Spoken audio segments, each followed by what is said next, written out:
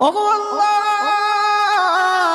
ওগো মালিক, তুমি ছাড়া তো আমাদের আর কেউ নাই, তুমি ছাড়া তো আমার আর কেউ নাই।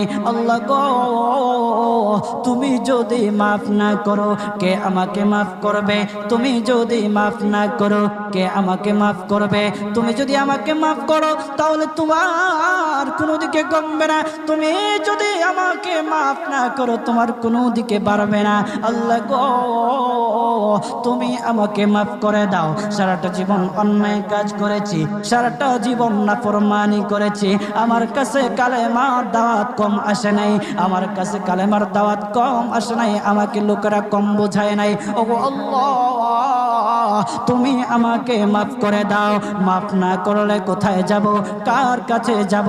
বাবা যখন মারে তখন মার কাছে আশ্রয় নেওয়া যায়, মা যখন প্রহার করে তখন বাবার কাছে